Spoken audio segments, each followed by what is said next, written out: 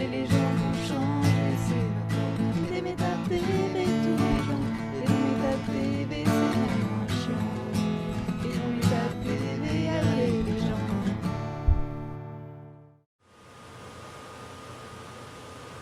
Ok, donc on est de retour à l'antenne. Il y a eu un petit bug avec l'informatique. Normalement, ce doit être bon. À la régie, c'est bon, on me dit. D'accord, super. Bah, je vais remettre le son. Salim, il est toujours avec nous. Allô, Salim, tu nous entends ? Oui. Ouais, ok, super. Donc voilà, bon bah écoute, il y a eu l'ordi qui a bugué, mais apparemment on me dit que c'est bon, ça passe. Voilà, c'est rétabli, bon, ok, parfait. Ouais, et donc justement, il y a pas mal de questions, hein, comme tu imagines bien, sur le chat. On me demande d'ailleurs si la solution pour contrer un peu ce nouvel ordre mondial et ce satanisme, ce serait pas est-ce qu'il faut revenir aux religions ? Je crois que c'est compliqué de répondre à cette question comme ça, parce que nous vivons dans une société désacralisée, où même le corps humain s'est désacralisé, tout a été désacralisé, surtout l'être humain, c'était l'objectif.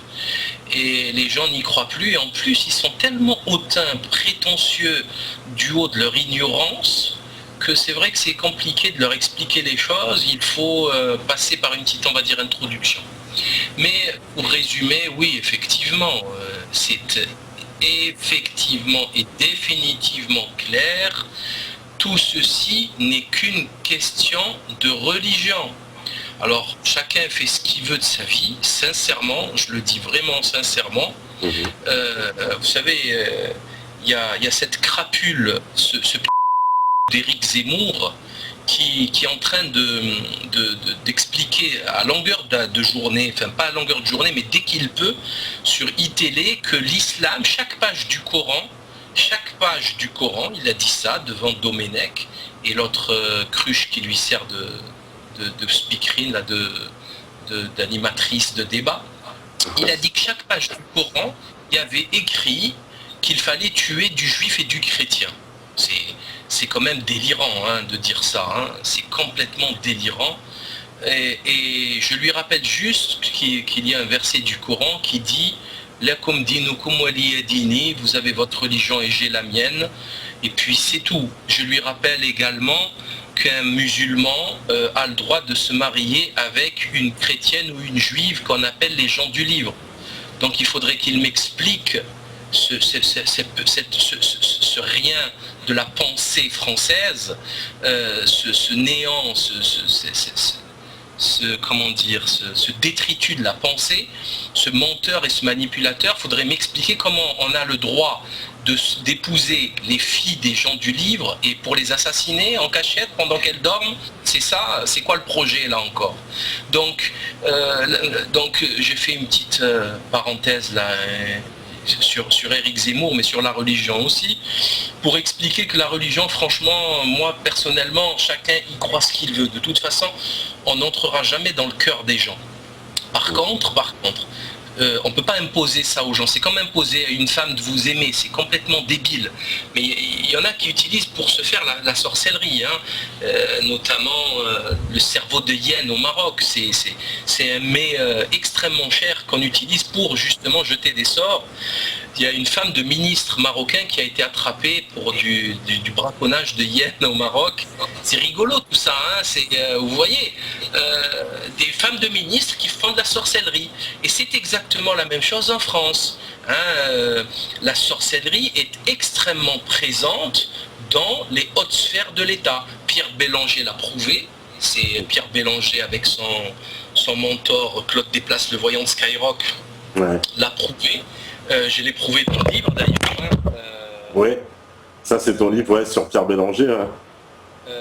La dérive Skyrock, Danse avec Bélanger, Danse avec le diable. Ce type s'amuse à bien... ils font de la sorcellerie, c'est du pur satanisme. C'est le patron de la net économie. Il est ultra moderne le mec, hein, avec son internet, ses Skyblog, sa radio. Il fait le mec hyper moderne, hyper in, très riche, il habite dans des quartiers chics, enfin il habitait dans les quartiers chics, il a déménagé maintenant, mais bon bref, et ce type c'est juste un sorcier. Donc c'est très curieux, et encore une fois la franc-maçonnerie, qui est l'élite du pays, c'est elle qui dirige la France, c'est la franc-maçonnerie. Alors la place Beauvau, c'est la franc-maçonnerie. L'éducation nationale, c'est la franc-maçonnerie. Le gouvernement est plein de francs-maçons. Il y a des partis politiques comme les radicaux de gauche, c'est du pur, c'est une création de la maçonnerie. Les mutualités, les banques, c'est de la pure maçonnerie. Il suffit de voir les logos de la Maïf, de la Matmut, du Crédit Mutuel, c'est que des pyramides. En plus, ils signent leur appartenance, ils ne s'en cachent même pas. Où est-ce qu'ils pratiquent leurs planches, les maçons? Ils ne les pratiquent pas par hasard dans le temple de Salomon, quand bien même serait-elle athée comme le Grand Orient depuis 1905? C'est pas dans le temple de Salomon. C'est qui Salomon? Attendez que je réfléchisse. Est-ce que c'est un... Ah tiens, c'est un des prophètes de Dieu. Dieu, qui est le créateur? Ah, le bon Dieu. C'est un prophète de Dieu, tiens. Donc il planche dans un temple de Dieu, dans le temple du prophète de Dieu, et tout ça pour reconstruire ce temple prochainement, en Palestine occupée, et on va me faire croire que ce n'est pas religieux tout ça. Vous vous foutez de qui là? Donc soit on ouvre les yeux et on voit la réalité, soit on ferme sa grande gueule parce qu'on déblatère des conneries. Voilà. Soit on se renseigne et on apprend, et pourquoi pas, attention, hein, je fais pas le malin, hein. Moi j'étais ignorant de tout ça en dessous de 2006, j'étais ignorant de tout ça. Hein. Moi je croyais que c'était comme tout le monde, un club philosophique là, un thé philosophique, il prenait un thé, il parlait d'Heidegger, de Kant et de je ne sais qui d'autre. Non, non, non, non, ce sont des sectes. Hein. La maçonnerie qui est dite de Memphis Misraïm, du rite de Cagliostro qui était un franquiste, donc un sabbataïste, il passe un pacte avec le sang.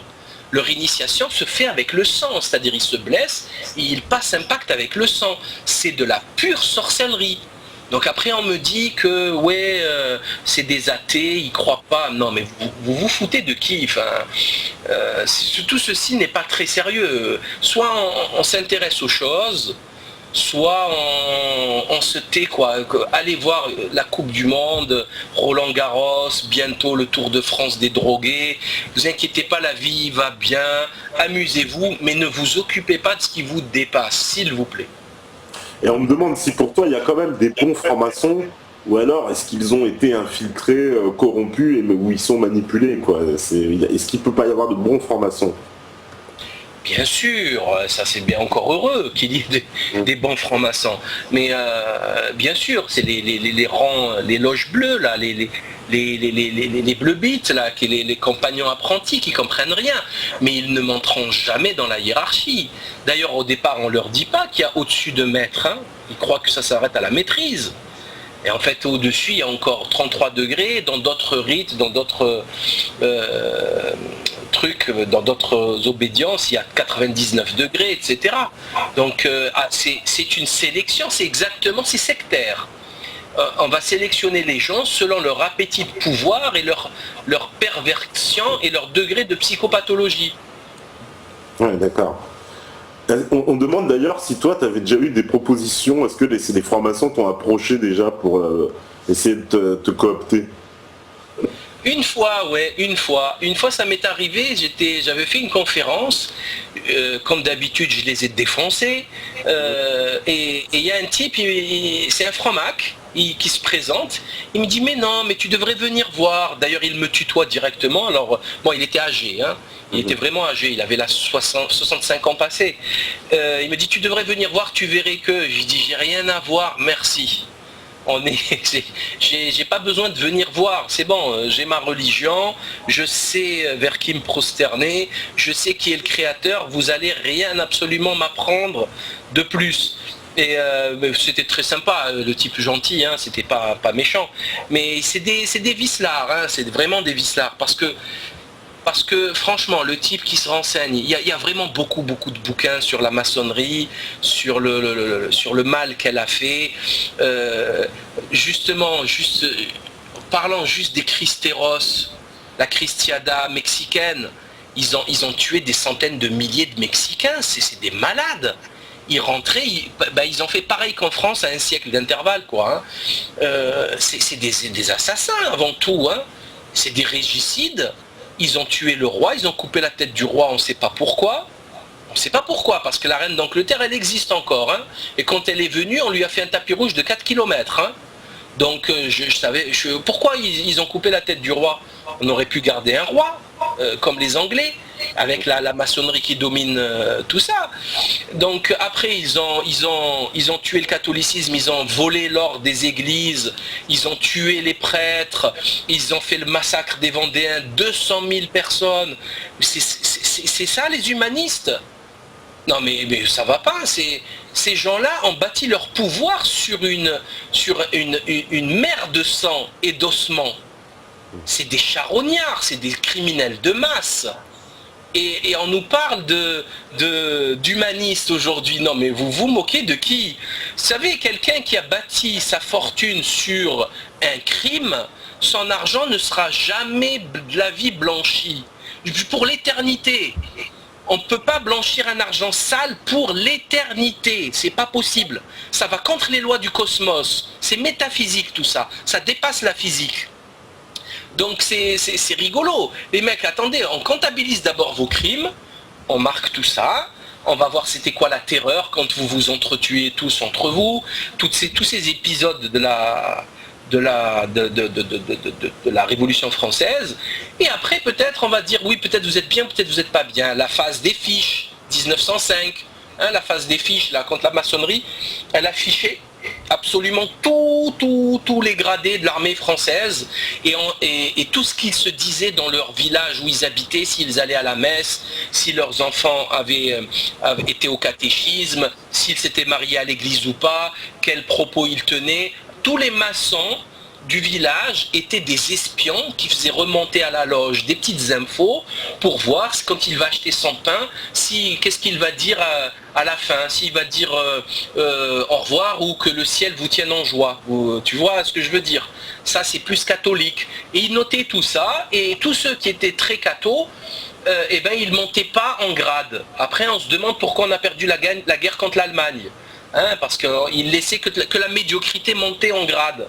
Après, on nous dit que non, c'est faux. Alors que tout ceci est acté. Enfin, il y a des bouquins là-dessus. L'affaire du général Bidule, comment il s'appelle, général André. Tout est connu de cette affaire. Ces gens-là, c'est une secte maléfique. Voilà. Elle sème le désordre, le sang dans son sillon. Voilà. Où ça passe, il y a du sang qui coule. Où il y a de la maçonnerie, il y a des meurtres. C'est clair. Voilà. Alexandre Djouri, celui qui traficote tous les trafics d'armes avec l'Afrique, c'est de la franc-maçonnerie qui gère ça. Tous les coups d'État africains, c'est la franc-maçonnerie qui gère ça, aussi bien la GLNF que le Grand Orient. C'est eux, Djouri, Guy Pen, comment il s'appelle l'autre,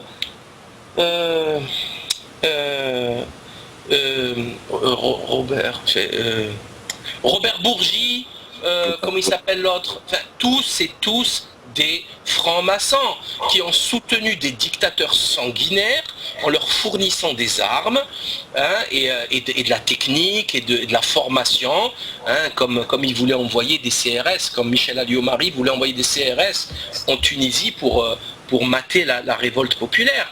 Ouais. Ces gens sont des démons, c'est des criminels.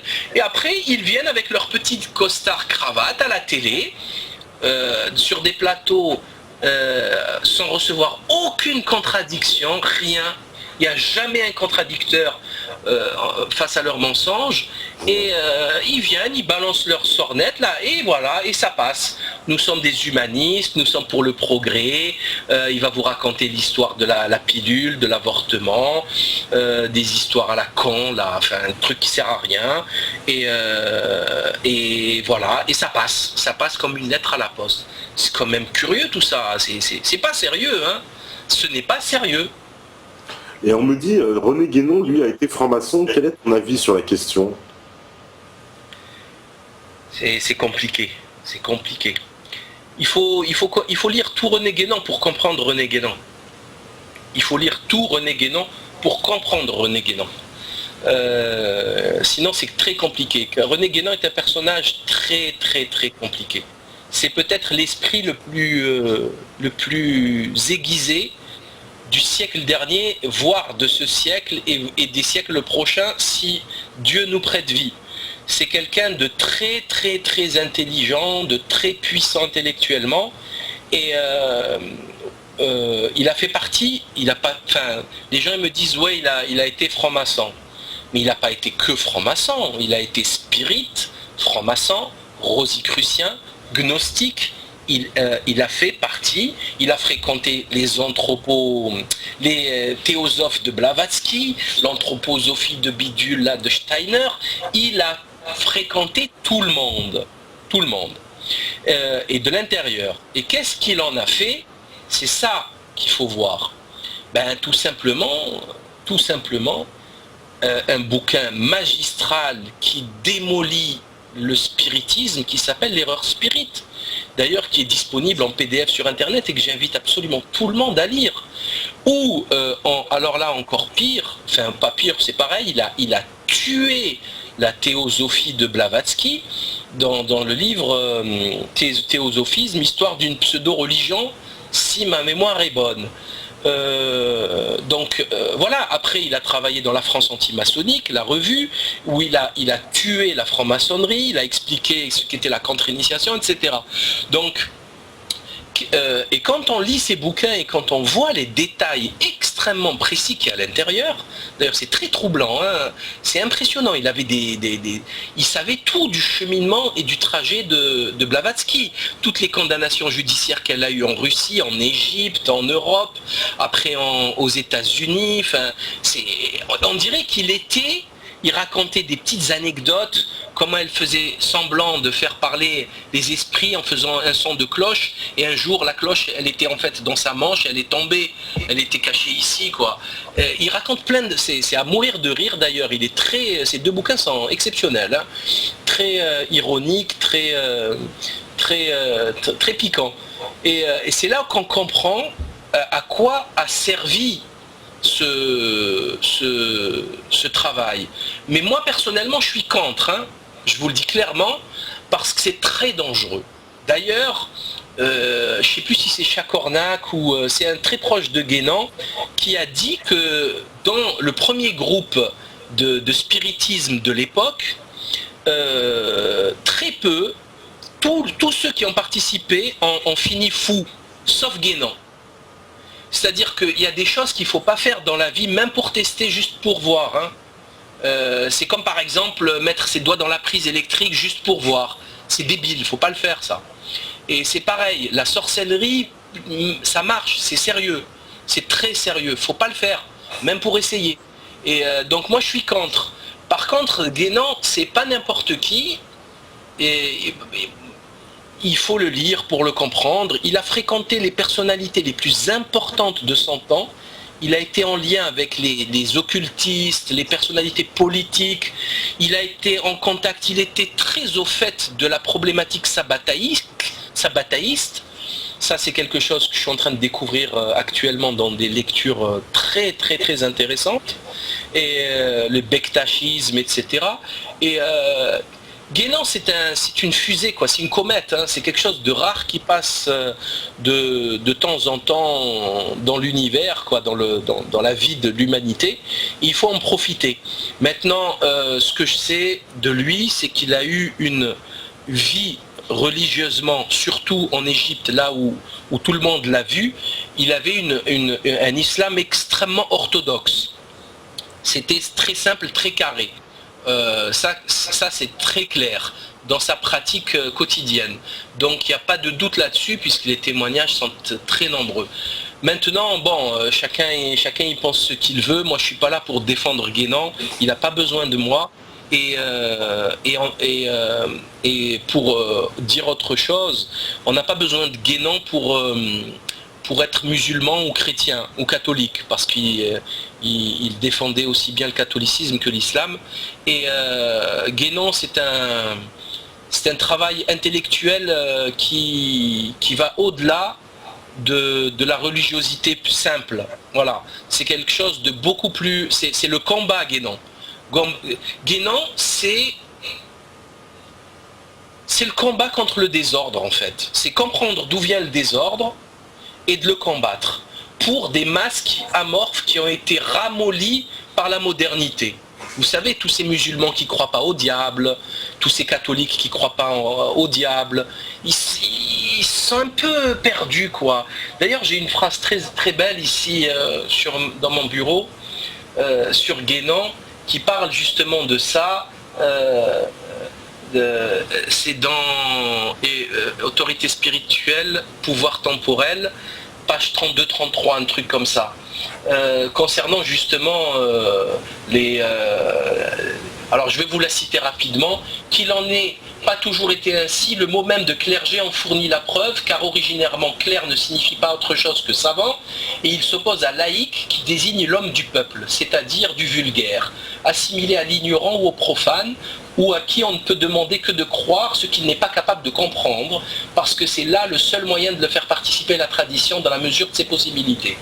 Il est même curieux de noter que les gens qui, à notre époque, se font gloire de se dire laïcs, tout aussi bien que ceux qui se plaisent à s'intituler agnostiques, et d'ailleurs ce sont souvent les mêmes, ne font en cela que se vanter de leur propre ignorance, et pour qu'ils ne se rendent pas compte que tel est le sens des étiquettes dont ils se parent, il faut que cette ignorance soit en effet bien grande et vraiment irrémédiable. C'est pas exactement la phrase que je voulais citer, c'est sur un autre tableau, mais celle-là aussi, elle est magnifique. Elle parle justement des gens qui se vantent. Ça, c'est une phrase typiquement guénonienne, hein. D'ailleurs, c'est une phrase très longue, dont la ponctuation est extrêmement importante et dont il a le secret. Guénon était un mathématicien et il avait le secret de la ponctuation. C'est quelqu'un qui écrit vraiment extraordinairement bien. Et donc cette phrase, elle se moque de tous ceux qui se vantent d'être laïcs. En fait, ils se vantent de leur propre ignorance. Et la phrase dont je parlais au départ, c'est celle qui parle des croyants qui, lorsqu'on leur demande, par exemple, de prouver leur croyance, par exemple, de parler du diable, eh ben ils sont là, ils sont évasifs. Non, mais ça, j'y crois pas trop. Non, mais ça, c'est un mythe, c'est juste pour faire peur. Et là, quand on arrive à ce niveau-là, je crois que c'est la fin des haricots, hein. Moi, je connais plein de musulmans qui ne croient pas en Satan, hein. Ils n'y croient pas physiquement. C'est un concept. C'est un concept. Il y a plein de musulmans qui ne croient pas en la sorcellerie. Alors que la sorcellerie, ça existe. Il y a l'histoire de Moïse, il y a l'histoire de... Il y a des sourates entières qui en parlent. Donc ça ne se discute pas, c'est doctrinal, c'est dogmatique. C'est comme ça, chacun s'est fait sa propre religion dans son coin. Et ça, c'est dangereux parce que l'ennemi en face, il utilise ses failles et ses faiblesses justement pour ça. Et en utilisant justement la sorcellerie. Donc je pose une question toute bête. Je pose une question toute bête à nos internautes qui nous écoutent. Si vous ne croyez pas en la sorcellerie et en Dieu, comment voulez-vous vous en prémunir? Expliquez-moi juste, répondez juste à cette question. C'est très dur, hein? Et je vais même vous décourager, c'est impossible. Parce que c'est autre chose. La Kabbale, l'arbre de vie, le tarot, les 22 chemins de l'arbre séphirotique, tout ça, ça existe, hein. C'est étudié par des gens extrêmement intelligents, c'est des gens qui ont le pouvoir sur Terre, et vous êtes à la traîne, c'est tout. Voilà. Même moi j'ai du mal à y croire, hein. J'ai du mal à croire ce que je n'ai pas vu de mes yeux. Ouais. Mais je suis un bon soldat. Je suis un bon soldat, je crois, j'ai accepté le message divin islamique, donc je l'accepte. Voilà, c'est comme quand on joue au foot, on accepte toutes les règles ou sinon on ne joue pas. Donc on est musulman, on accepte toutes les règles ou sinon on cesse de l'être et puis chacun il fait ce qu'il veut de sa vie. C'est pas problématique, hein. On me dit, est-ce que, alors entre guillemets, les cadres de la dissidence, est-ce que les cadres de la dissidence, entre guillemets, ont prévu d'organiser la dissidence? Si ça pète très vite, on est désorganisé complètement, c'est dangereux, je trouve. Voilà, c'est Don Carnegie qui nous dit ça. Ben moi je suis je suis contre une organisation, une centralisation. C'est exactement l'inverse qu'il faut faire. Parce que si tu abats la tête, tu abats tout le système. Donc il faut faire comme les communistes, comme les trotskistes qu'ils faisaient, c'est-à-dire qu'il faut faire plein de cellules partout qui presque ne se connaissent même pas entre elles. Ça c'est capital, hein, c'est primordial. Vous savez, les gens, souvent ils parlent de dissidence comme si c'était une entité. Il n'y a pas d'entité dissidence, ça n'existe pas. Chacun, il y a des gens divers et variés, chacun travaille, amène sa pierre à l'édifice. Après, on peut l'appeler dissidence, on peut l'appeler résistance, on l'appelle ce que l'on veut. C'est pas problématique, mais la dissidence en tant que telle, ça n'existe pas. Et pour moi, c'est tant mieux. C'est tant mieux, parce que si il y a un monopole, comment dire, s'il y a une seule tête qui représente tout, elle finira par tomber très très vite, hein. Vous savez ce qu'il fait le système? Les flics, quand ils arrivent dans une manif, surtout dans les pays, on va dire non occidentaux, mais en Occident c'est la même chose, hein, je veux vous le dire, c'est la même chose, c'est plus vicieux. Ben, ils prennent les leaders et ils leur cassent les jambes, hein, ils les mettent en prison, ils leur font des redressements fiscaux, etc., etc. Ils les menacent, s'ils ont des points faibles dans leur histoire familiale, etc. S'il a une maîtresse, voilà, c'est souvent des histoires de fesses malheureusement, ou de drogue, etc. Et puis c'est fini, c'en est fini de la résistance. Donc après, bon, effectivement, à un moment donné, je crois que ça va se faire automatiquement. Ça va se faire automatiquement. Par contre, ce que je trouve essentiel aujourd'hui, et ce travail, il faut continuer à le faire, c'est d'informer les gens. C'est continuer d'informer les gens. Informant les gens. Parce qu'un homme informé qui était avant ce moment-là un mouton, après l'information, il ouvre les yeux, 3, 4 mois, 6 mois, 1 an après, c'est un lion. Et comme je le dis souvent, vaut mieux un lion que 1000 moutons. Donc il faut continuer à informer les gens, informer. Et puis c'est tout, et ça va marcher. Ça va marcher le jour J, je vous garantis que ça va marcher.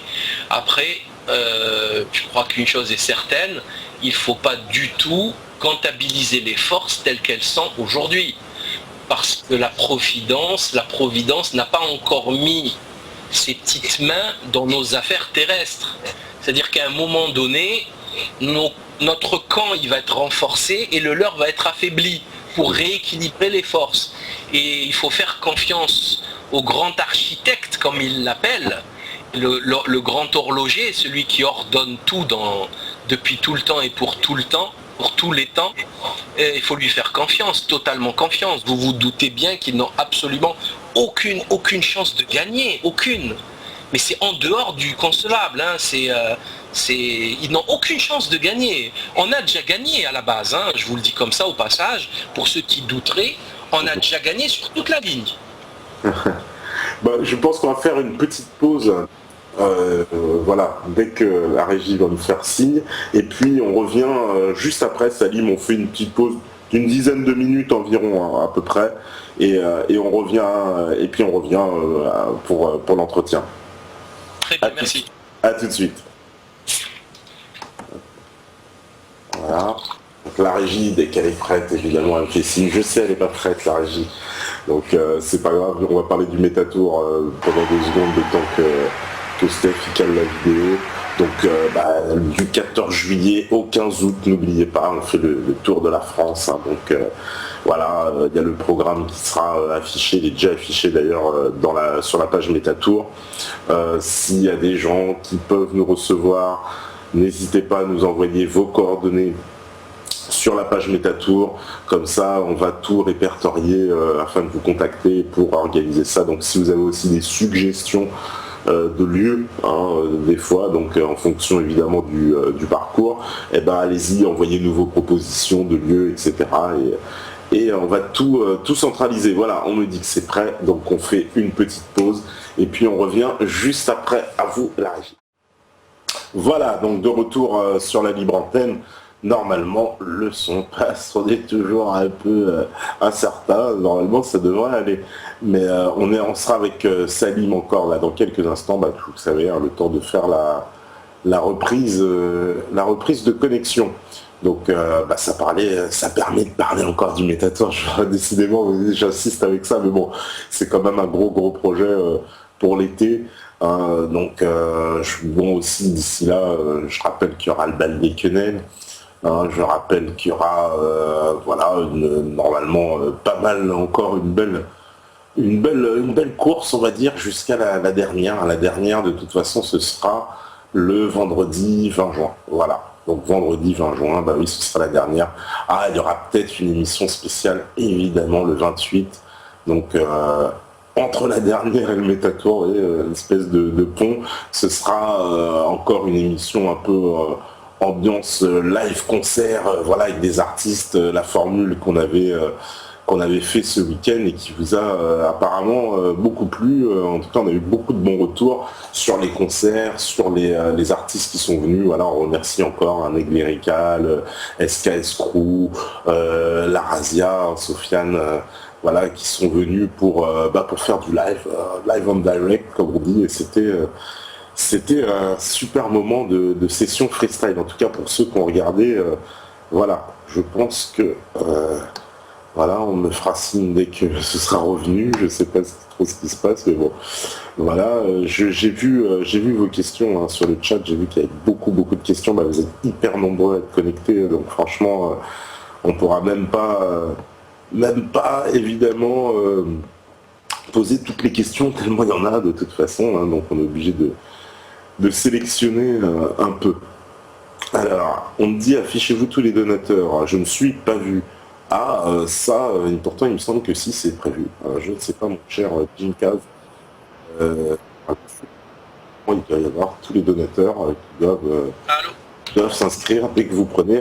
Voilà, Salim il est revenu avec nous. Je pense qu'ils sont en train de faire les réglages et dans quelques instants, de toute façon, dès que ce sera prêt, on va le faire signe. Voilà. Donc dans quelques instants, on va revenir avec Salim Naibi en direct de Marseille avec nous. Voilà. Donc oui, pour mon cher Jinkaz, écoute, normalement les donateurs s'affichent, je sais pas, mais en ce moment il y a pas mal de bugs. Voilà, on me fait signe que c'est bon. Donc j'ai plus qu'à remonter le son. Allô, Salim, c'est bon. Oui. Voilà. Le retour. Attention, on entend. Il y a un micro connecté dans la régie, on vous entend. Voilà. Ok. Parce qu'on entend sinon la régie en direct. Oui, Salim, beaucoup de questions, hein, évidemment, sur le chat, où on me demande justement est-ce que les gens ils sont pas un peu ces derniers temps un peu perdus, c'est vrai, dans un flot d'informations qui fait que ça les effraie un peu. Ils sont un peu effrayés. C'est vrai que quand on leur explique cette grille de lecture avec l'occultisme, l'oligarchie mondialisme, la finance, etc., on voit que c'est presque rebutant, quoi. Comment faire pour intéresser, débrancher les gens tout doucement? Ça, c'est une question que je résume un peu de ce qu'on pose. Il y a différentes techniques. Dans tous les cas, ça se fait pas du jour au lendemain. C'est déjà arrivé. J'ai vécu ça avec des gens, mais c'est rarissime. Donc c'est pas la norme. La plupart du temps, les gens, il leur faut vraiment du temps pour mariner, pour absorber ces informations, pour lire les livres qu'il faut lire. Les gens travaillent, ils ont des enfants. Alors, il y en a qui se doutaient de quelque chose, mais qui n'arrivaient pas à mettre les mots dessus. Il y en a beaucoup. Et quand vous leur parlez, vous les soulagez. C'est comme si vous enleviez une soupape, là, il allait exploser, le gars. Ou la femme, et elle allait exploser. À un moment, vous mettez un mot sur son incompréhension du monde. Et là, elle dit, ben, ça soulage. Mais sinon, derrière ça, c'est l'ordre des choses, c'est l'ordre cosmique des choses. Vous savez, excusez le pléonasme, parce que le cosmos, c'est l'ordre. Ça veut dire ordre en grec, donc l'ordre du cosmique, ça fait un peu doublon, mais c'est un petit peu ça, hein, c'est-à-dire qu'on n'a rien sans rien. S'il faut 3 mois pour avoir des plants de blé, ben, il faut 3 mois. Quand la science, elle veut accélérer tout ça, ben, ça donne du blé dégueulasse, OGM, cancérigène, etc. C'est comme ça, il faut du temps. Il faut de la patience. Et après, il y a différentes techniques. On peut se permettre des choses avec ses proches qu'on ne se permet pas avec des étrangers. On peut se permettre d'être un petit peu plus virulent. Avec des étrangers, il faut quand même être un petit peu plus distant, un peu plus calme, un peu plus... Après, on peut utiliser l'ironie, on peut utiliser... l'humour, ça c'est indispensable. Il faut utiliser l'humour, il faut arrêter de faire peur aux gens de temps en temps, il faut décompresser un petit peu. L'ironie, la moquerie. Souvent, je pique, c'est ma spécialité, je pique l'ego des gens. Je les insulte un petit peu, je les dévalorise un petit peu pour que ça le blesse un peu et qu'ils se disent pourquoi il me dit ça, ça va l'intéresser en fait, et ça marche très très très bien, puisque c'est ce que je fais depuis le début, et mes vidéos ont été vues quelques millions de fois quand même. Donc c'est pas méchant, c'est pas du tout méchant. Celui qui vous insulte, c'est Jean-François Copé quand il fait des déclarations. Ça c'est une insulte, ça c'est abject, c'est insupportable, ça c'est extrêmement violent. C'est Bernard-Henri Lévy, c'est Botul Henri Lévy, cet abruti, ce dégénéré, ce sous-homme, ce rien de la pensée, ce néant de la pensée qui se dit philosophe et qui a pris une satire, un pastiche de l'humoriste du Canard enchaîné, je ne sais plus comment il s'appelle, Pagès, qui a pris, il a parlé de Jean-Baptiste Botul dans un bouquin où il se foutait de la gueule de la philosophie, enfin, je ne sais plus ce qu'il faisait dans son bouquin, et Botul Henri Lévy a repris Botul entre Heidegger et Platon, quoi. Ça y est, c'est devenu un grand philosophe dans son livre de la guerre en philosophie. Et ça, ce type, il a sa place. Vous savez, souvent, je disais ça tout à l'heure à quelqu'un, cet après-midi, souvent, vous savez, sur le complot, on peut discourir 4 milliards d'années. Oui, non, non, ça peut durer des années. Par contre, pour pas perdre de temps et parler peu et comprendre beaucoup, franchement, c'est pourquoi Bernard-Henri Lévy, quoi. Pourquoi? Qui est-il? Que fait-il? D'où parle-t-il? Est-il élu? Ça fait 40 ans qu'il est là. Je pourrais dire la même chose de pourquoi Jacques Attali, hein, c'est la même chose. C'est la preuve vivante du complot. Et du complot sabataïste, maçonnique, eschatologique. C'est du pur satanisme. Vous aurez remarqué, je le dis comme ça de temps en temps pour que les gens comprennent, ces gens-là sont remplis de tics. Vous savez que Botul, il s'est fait injecter toute sa vie des picouzes pour arrêter ses tics. Ils sont pleins de tics tout le temps, ils sont comme ça, ils sont possédés. Hein, les gens qui s'intéressent à ces questions vont comprendre. Vous voyez, il y a des contradictions à l'intérieur d'eux. Ça va pas, c'est pas carré, quoi. Voilà, c'est comme si vous mettiez 30 personnes dans une chambre et que vous leur demandiez de travailler, de bouger. Ben, ça va créer des court-circuits.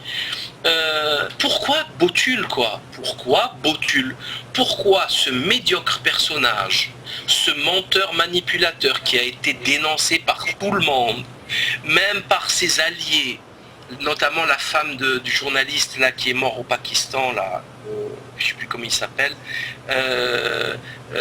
même elle a dit que c'était enfin, qui c'est l'homme le plus entarté de France, et quel que soit l'abjection de ses propos, quel que soit le scandale dans lequel il va patauger, le mec, le lendemain, il est reçu sur les plateaux du Grand Journal, du 13h de France, du 20h de TF1, comme le Messie.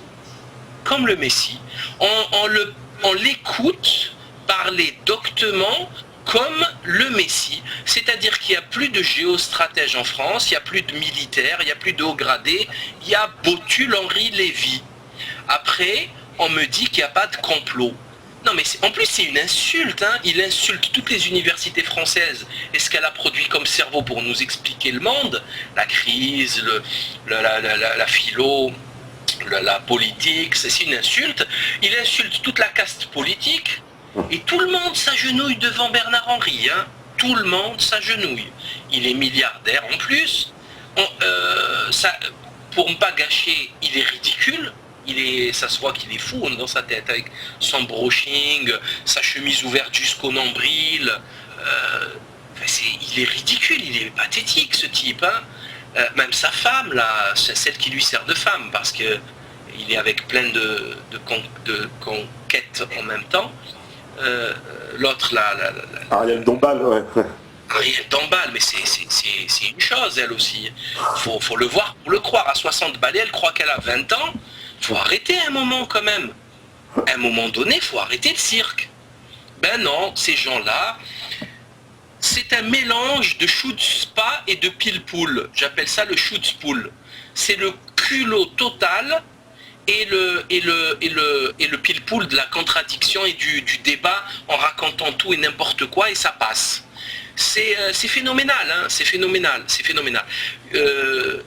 Botul est la preuve de l'existence du complot maçonnique, sabataïque, de la fin eschatologique de ce cycle de l'humanité. Je crois que c'est évident, hein.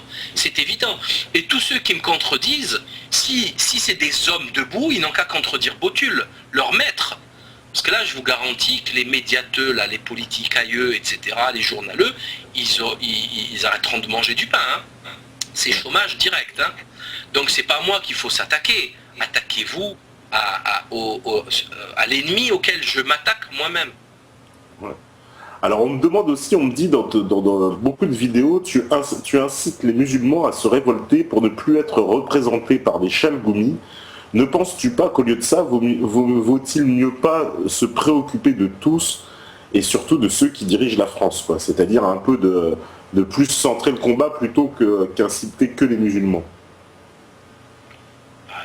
Cette question, elle n'a pas lieu d'être, elle ne veut rien dire, hein, franchement. Je ne sais pas qui l'a posée, mais ça ne veut rien dire. Je parle des musulmans à un moment précis, mais je parle des chrétiens pareil. Si le sujet parle du christianisme, je dirais la même chose sur les chrétiens, je dis la même chose sur les juifs, je dis la même chose après, si je parle d'économie, je parlerai du peuple français en général. Ça dépend du sujet, ça dépend du sujet. Je parle parce que l'actu parle de Chalroumi ou d'un truc comme ça, c'est pour ça que j'ai dit ça, mais sinon je sais pas pour vous, mais je crois pas que ça intéresse Jean-François l'agnostique de parler de Chalroumi, quoi. Il en a rien à cirer, alors que encore Chalroumi c'est rien, c'est vraiment rien du tout. Toutes les mosquées sont infiltrées par la DCRI, c'est pour ça qu'ils me font rire quand ils parlent de terrorisme. Ils connaissent tout le monde est infiltré, tout le monde est fiché, il y a des balances partout, il n'y a que ça, c'est que des balances. Et donc c'est pour ça que je parlais de quelque chose de précis, mais quand j'appelle à la grève générale ou quand j'appelle à la révolte ou à l'information, il n'y a aucune, enfin cette question, D'accord. Et hors propos, hors sujet. Ok, on me demande si tu seras présent d'ailleurs aux Assises nationales avec Farida Belgoul pour l'organisation qu'elle a créée à FAPEC près de Lyon. Non. Je pourrais pas, tout simplement. J'aurais adoré, mais ça va pas être possible pour ce coup-là.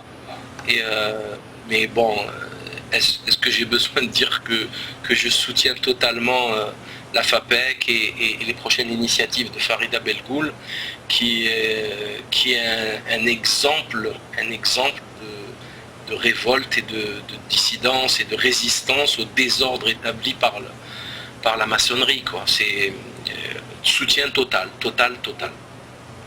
D'ailleurs, prochaine journée de retrait des écoles, lundi 23 ou 23 juin.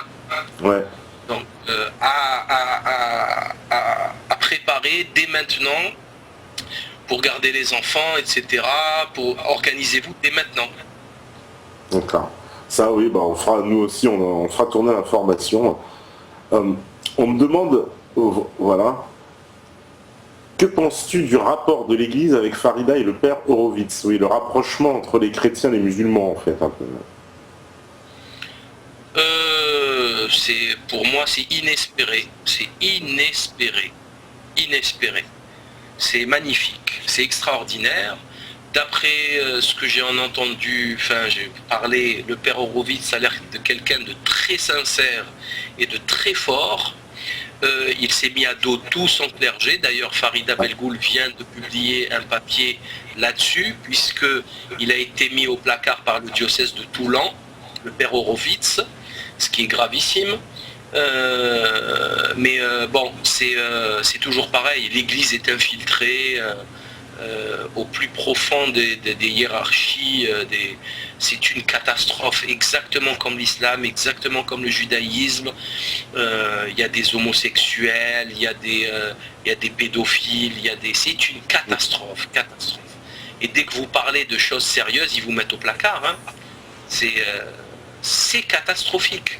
Mais c'est eux qui le font pour discréditer l'Église. C'est fait exprès, en fait. Ouais. On me demande d'ailleurs, est-ce qu'il existe un représentant plausible à l'islam de France? Non. Non. Non. Non. Un représentant de l'islam... D'abord, ça ne peut pas exister.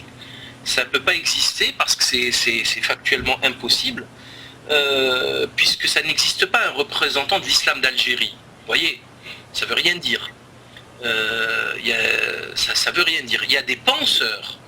Il devrait y avoir des penseurs, qu'est-ce que je dis, des imams en fait, des chouyours, on appelle ça des chouyours, des grands savants de la religion, mais il n'y en a pas en France, ça n'existe pas. La médiocrité est affligeante. Il n'y a pas d'islam en France, ça n'existe pas, je crois que c'est clair. Les salles de prière, les mosquées, c'est des salles de prière souvent dans des caves. C'est pathétique, hein. C'est pathétique. Il n'y a pas d'islam en France. Ils se battent entre eux. Il n'y a que des scandales. Le mec qui part avec la caisse. C'est monstrueux quand vous vous mettez là-dedans et que vous apprenez ce qui se passe. Mais c'est monstrueux les arnaques qu'il y a. Mais c'est systématique. Ils mettent la pire crapule à la tête de la mosquée. C'est la DCRI qui s'en occupe, hein. Et n'allez pas le déloger, c'est impossible, il est indélogeable le mec. Hein. Et en fait, il faut créer sa propre mosquée, mais sinon, lui, il est là ad vitam aeternam, jusqu'à ce que mort s'en suive. Donc c'est des chouyours, qui tiennent l'islam. On appelle ça les awliya Allah, les walis de Dieu.